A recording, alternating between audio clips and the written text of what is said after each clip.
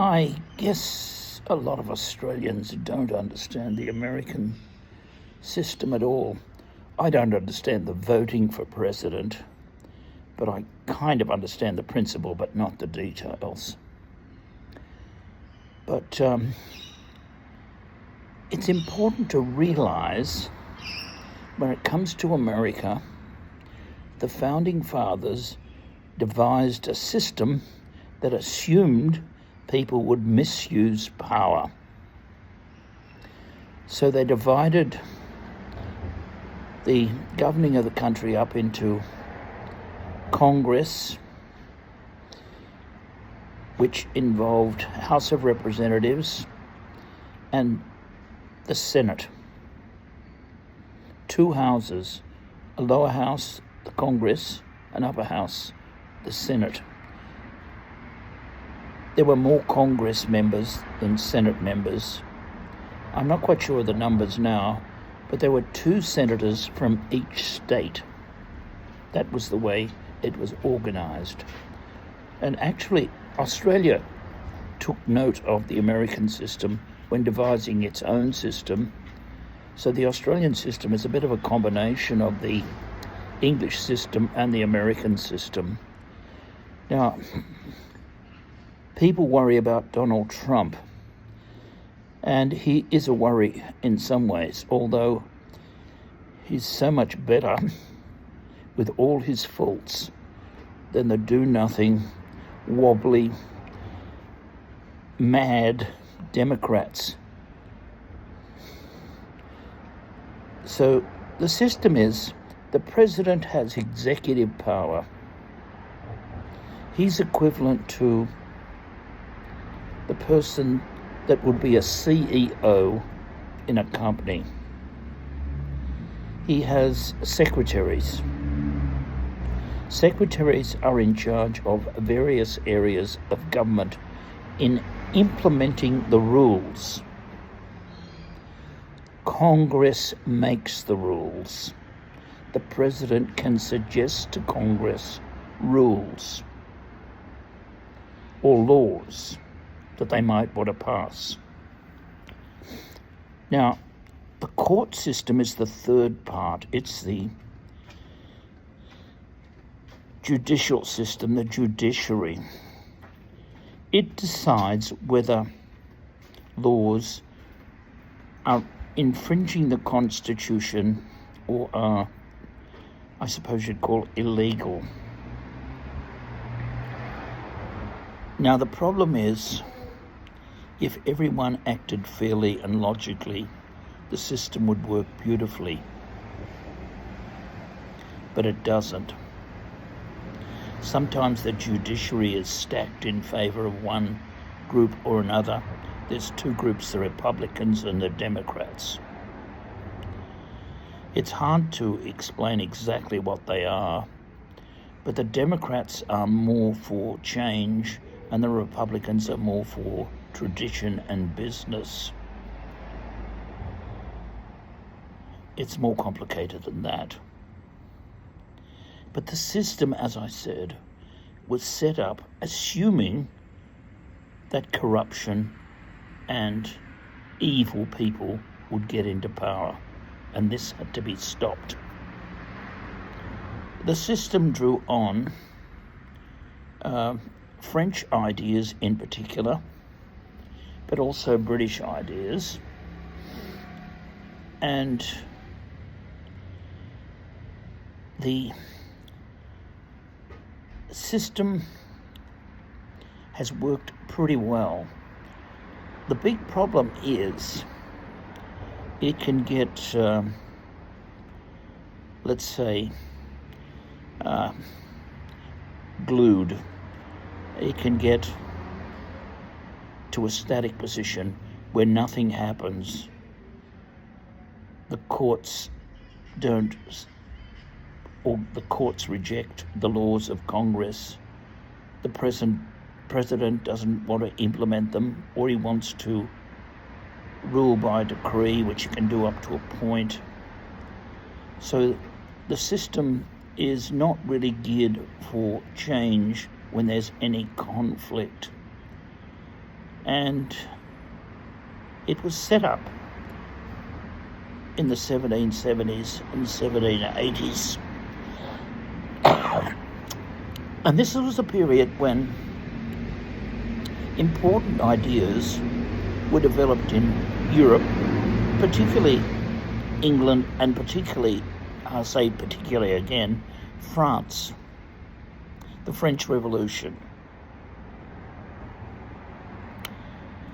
England had some great thinkers, and so did the French. It was called the period of Enlightenment. This was the period leading up to the French Revolution. So the American Revolution was in the 1770s when they kicked out the British, but they didn't establish their system until the late 1780s. And the French Revolution occurred in 1789. A British revolution called the Peaceful Palace Revolution had occurred in 1688 when they tossed out James II, who was the brother of Charles II. Charles I had his head chopped off in 1649. He was the king, and it certainly affected the ruling or the behaviour of kings after that. The French went on for another century or slightly longer with Versailles, which is an incredible palace. Corruption, not considering the poor, opulence, and the famous phrase from Mary Antoinette, "Let them eat cake," although there's some debate about whether she said that in regard to bread, a bread shortage. Now, so the American system assumed there would be bad rulers, and that meant a big deal. Australia didn't follow that, and Britain didn't follow that, but it was always in the background. Before 1789 and before 1688, people believed kings were appointed by God. This is Europeans. How could we think that, but we did. So this is a bit of a background. Now, Donald Trump, if it wasn't for the Constitution and the separation of powers into the presidency, the executive, the Congress, the lawmaking, and the judiciary, the assessment of whether things are breaking the law or going against the Constitution, if it wasn't for this separation of powers, Donald Trump could do a lot of damage. Anyone could do a lot of damage. Now, other countries like Russia and China don't have any restraints. And if they do, it's just on paper. American people, in the end, take the written down laws quite seriously, and so do the British. Government by the law. Now, the Chinese system now is capitalism for the most part, and ruled by one party, which used to be the Communist Party. But it's really just the old Mandarin system. That's how China was ruled in the past. And the government tries to let's say, manage corruption itself, but that's a problem. It's managing to do this, let's say, okay in China, but there are purges where certain people are got rid of rather quietly. In America and Australia and England and most European countries, if anyone's removed, we know about it through the press.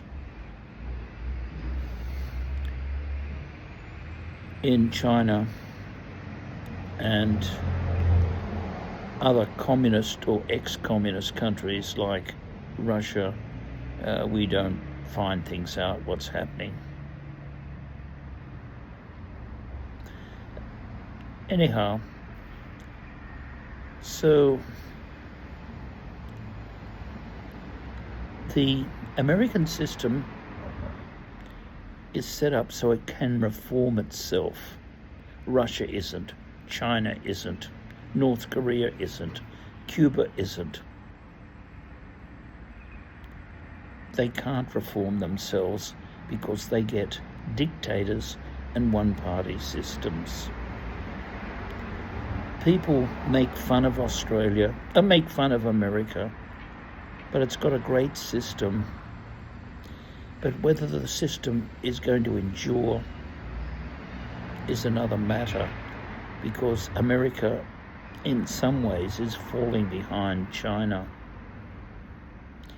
with its one-party rule. Now, there are factors in America that cause disunity. They're the same factors in England that are causing disunity. England wasn't completely unified, let's call it the UK, but it was doing okay, managing Wales, Northern Ireland and Scotland and Northern England fairly well. There are a lot of differences within UK that outsiders probably don't fully grasp. I'm lucky, having studied that history and grown up in an Anglophile type family, and to kind of understand it reasonably well. Now, the British system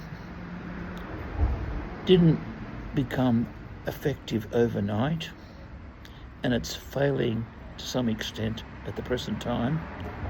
It took from 1215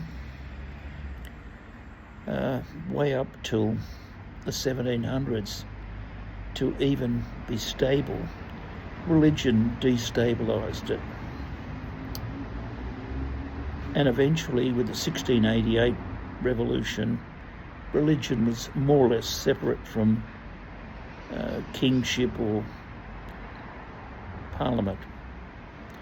For 200 years, Catholicism lurked in the background. In America, church religion has been very important, but it hasn't impinged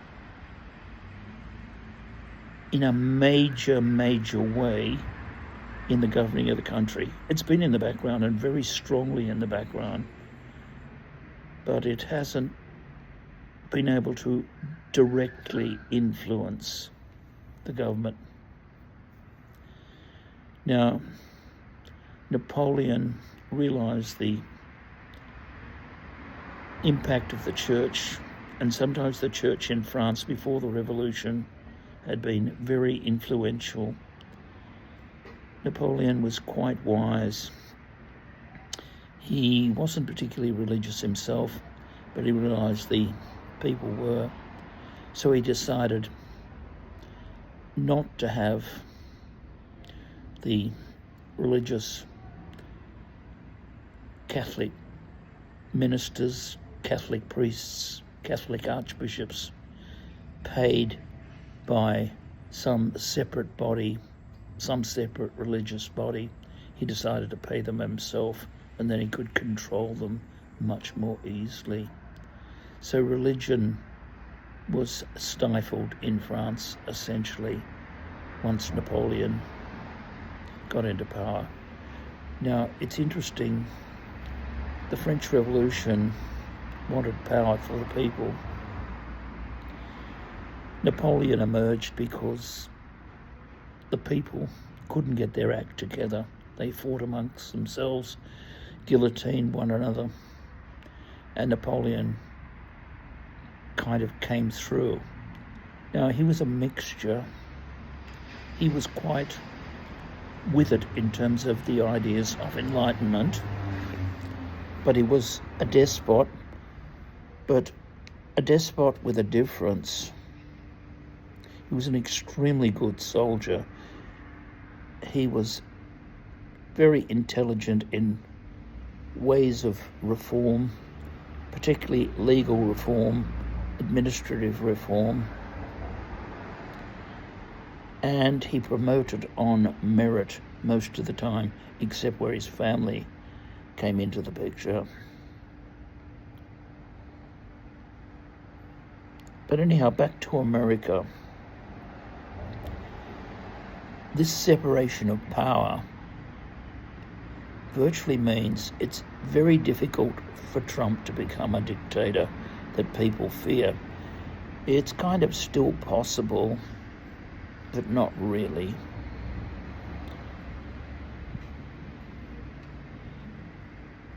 Western nations like Australia, France, and England have to readjust to the new world with its instant communications, its religious intolerance, and basically, when it comes to the voters, pretty dumb voters. Some people are highly trained, but in a real education sense as opposed to training, that means in a real sense, thinking, being good citizens, most people are pretty dumb. Materialism has anesthetized them, and so has mass media with its endless junk movies and music. So we've got a big problem. Thank you.